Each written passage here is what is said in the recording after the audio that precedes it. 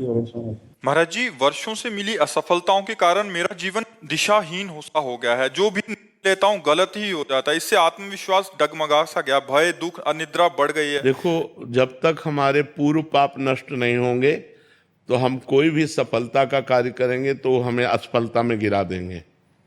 हम बहुत सकारात्मक सोच रखना चाहेंगे, हमें नेगेटिव सोच में पहुंचा देंगे। यह है पाप का परिणाम। और पाप को नष्ट किए बिना हम सुखी नहीं हो सकते। इसलिए पाप नष्ट करने के लिए और भी उपाय हैं, जैसे तीर्थ याटन है, गंगा स्नान है, और भी है। लेकिन सही सटीक पाप की जड़ का नाश कर दे नाम है। नाम संकीर्तनम यस्य सर्व पाप प्रणाशनम। आधा घंटा नाम कीर्तन करो जोर जोर से, और चलते फिरते नाम जप करो, देखो सब पॉजिटिव हो जाएगा। हाँ, हम जो कह रहे हैं नाम कीर्तन करो पहले। भगवान विष्णु का भी 1000 नाम कीर्तन है शास्त्र, लेकिन आधा घंटा कोई नाम कीर्तन करो जो नाम प्रिय हो आपको। हरे कृष्ण श्री राम जय जय, जो भी राधा राधा राधा, खूब जोर जोर से भगवान नाम कीर्तन करो और चलते फिरते नाम जप करो। फिर देख लो आप उसका परिणाम, फिर आप खुद अनुभव करें। लेकिन लंबे समय तक 2-4 दिन किया और फिर पाप कर लिया, फिर 2-4 दिन किया पाप किया, वो बात नहीं है। पाप आचरण रोक करके लंबे समय तक करो तो तुम्हारे पाप नष्ट हो जाएंगे, सफलता हाथ लग जाएगी। सबको सफलता क्यों नहीं प्राप्त होती, सबको सुख प्राप्त क्यों नहीं होता, लेकिन सब लोग सुख के लिए ही कार्य करते और दुख क्यों प्राप्त होता है? उसका कारण पाप है।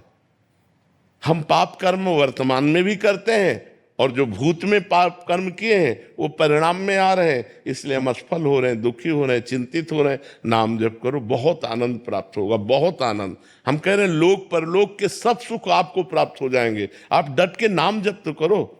जैसे लोग कहते हैं कि नाम जप करने से क्या खाना मिल जाएगा, तुम खाना की बात क्या करते हो?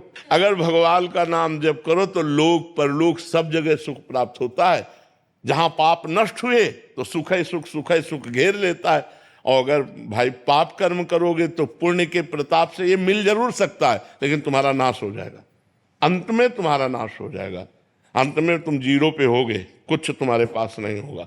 अगर नाम जप कर रहे हो, आज दुखी हो, चिंता मत करो, कल सुखी हो जाओ। हमको भोजन तक नहीं मिले 8-8 दिन, जो आज हम आपको प्रमाण दे रहे हैं कि हम गाड़ी पे चल रहे हैं, तो कल हमको भोजन नहीं मिला।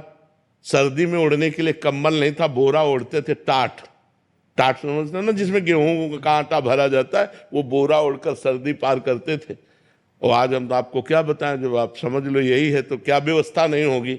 हर व्यवस्था है, राजा बाबू की तरह भगवान रख रहे हैं। तो कल जो था वो जो दुख में था उसमें हम धर्म को नहीं त्यागा, बड़ी कठिनाई से आगे बढ़ते रहे, तो आज वो बात आ गई जो लौकिक और पारलौकिक। ये तो सांसारिक सुख है, लेकिन भागवतिक सुख हम तुम्हें बता भी नहीं सकते कि कितना भगवान हमें आनंद देते हैं। इसलिए नाम जप करो, चिंता न करो, सफलता चरण चूमेगी यदि भगवान की शरण में हो और भगवान के आश्रित हो।